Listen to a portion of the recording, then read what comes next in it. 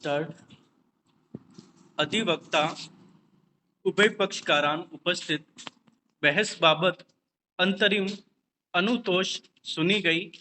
प्रार्थीगण ने एक प्रार्थना पत्र अंतर्गत धारा 12 घरेलू हिंसा से महिलाओं का संरक्षण अधिनियम 2005 पेश कर निवेदन किया कि प्रार्थीगण संख्या 3 ममता देवी की शादी दिनांक 4/12/1998 सुरेश चंद के साथ हुई थी। उसके पति का स्वर्गवास दिनांक 21/6/2011 को हो गया। उसके पति से 2 संतानें प्रार्थी संख्या 1 मयंक व प्रार्थी संख्या 2 अंजलि है। अप्रार्थीगण ससुर, सास, जेठ, जेठानी, देवर, देवरानी और जेठ का लड़का है। प्रार्थी संख्या 3 ममता का कथन है कि उसके पति के जीवन काल में उनको उनके पिताजी ने दादाजी की संपत्ति में से बाड़े की जमीन का बंट दिया था, जिस पर उन्होंने अपनी निजी कमाई से व कर्जा लेकर पक्का मकान बनाया। इसी मकान में प्रार्थीगण संख्या 3 ममता ने नगर पालिका से राशि लेकर और रुपए खर्च कर कर बाथरूम बनाए। प्रार्थीगण के साथ घरेलू हिंसा कर रहे हैं। मकान की बाउंड्री की जो पट्टियां खड़ी थी उनको गिरा दिया व तोड़ दिया। मेन गेट के पास आने जाने के रास्ते पर बजरी व धूल के कट्टे अप्रार्थीगण ने लाकर डाल दिए हैं। प्रार्थीगण के मकान पर प्रार्थीगण का ताला दिया हुआ है, जिसकी चाबी प्रार्थिया ममता के पास है, जिसको अप्रार्थीगण खोलने नहीं दे रहे हैं। प्रार्थीगण का सभी सामान घर गृहस्थी का रखा हुआ है। प्रार्थिया ममता देवी पर झूठे लांछन लगाते हैं, खेत में भी बंट नहीं देते हैं। प्रार्थिया अपने बच्चों के साथ कमरा किराए पर लेकर पटेल नगर में रह रही है, इसलिए उसको पुलिस प्रोटेक्शन के तहत अपने घर में प्रवेश करवाया जावे और अप्रार्थीगण से गुजारा भत्ता भी दिलाया जावे। जिसके विरोध में अप्रार्थीगण ने जवाब प्रस्तुत कर निवेदन किया कि प्रार्थिया उनके पुत्र सुरेश चंद की पत्नी थी और सुरेश चंद की मृत्यु दिनांक 21/6/2011 को हो गई।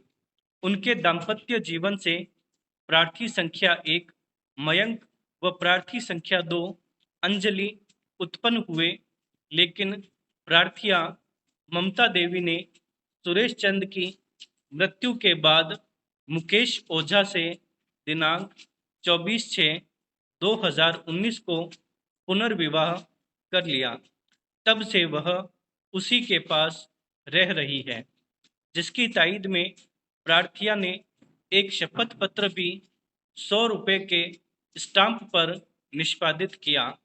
मुकेश ओझा ने एक प्लॉट भी खरीदा, जिसके विक्रय पत्र में भी ममता देवी पत्नी मुकेश ओझा उल्लेखित है, जिसका भी उन्होंने चित्तौड़गढ़ में पंजीयन करवाया।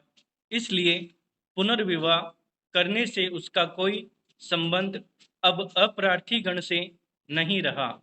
जो बाड़ा वह अपना बता रही है वह अप्रार्थी संख्या 1 की स्व अर्जित आय की राशि से बनाए हैं, जिसको रहने के लिए सुरेश चंद को दिया था।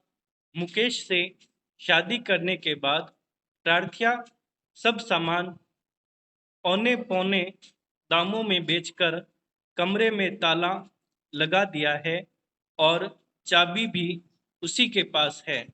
अब प्रार्थीगण ने कोई घरेलू हिंसा नहीं की है, न ही मारपीट की है, न ही गेट का रास्ता बंद किया है। प्रार्थिया ममता देवी का नियत साफ नहीं है।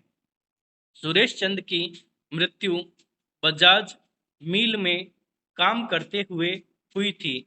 अब प्रार्थी संख्या एक ने प्रार्थीगण को 4,50,000 रुपये मुआवजा की दिलाए थे।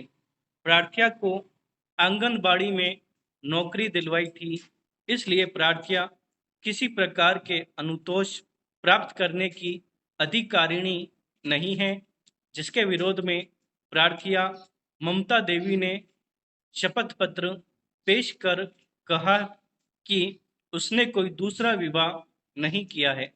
अब प्रार्थी राधेश्याम रामपाल व उसके लड़के सुनील ने धोखा करके चित्तौड़गढ़ में उसके मकान रजिस्ट्री करवाने उसके नाम के आगे मुकेश ओझा लिख दिया है। उन्होंने कहा था कि तुम्हारी शादी मुकेश ओझा से कर देते हैं। जो लड़का देख रखा है उसके कैंसर की बीमारी है, इसलिए उसने शादी से इनकार कर दिया था। रजिस्ट्री व अन्य लिखा-पढ़ी फर्जी तैयार करवाई है। मेड़ता में स्थित मकान में उसका कब्जा है, जहां उसका सब सामान पड़ा है, इसलिए उसे मकान में पुलिस प्रोटेक्शन से प्रवेश दिलवाया जावे।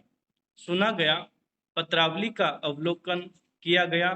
प्रार्थिया का कथन है कि उसके पति के जीवन काल में उनको उनके पिताजी ने दादाजी की संपत्ति में से बाड़े की जमीन का बंट दिया था, जिस पर उन्होंने अपनी निजी कमाई से व कर्जा लेकर पक्का मकान बनाया।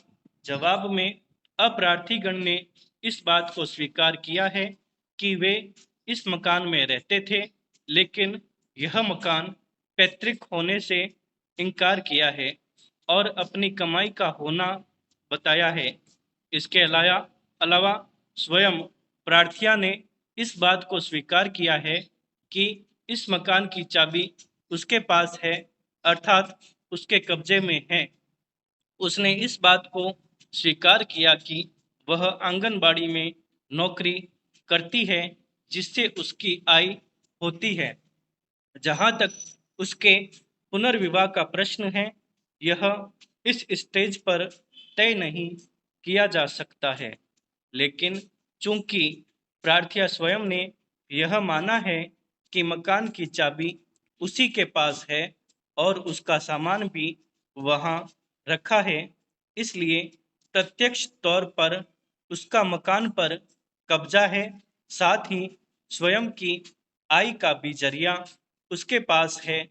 ऐसी स्थिति में अभी इस स्टेज पर किसी प्रकार का कोई अंतरिम अनुतोष दिलवाया जाना न्यायालय उचित नहीं समझता है। पत्रावली वास्ते साक्ष्य प्रार्थया हेतु पेश हो।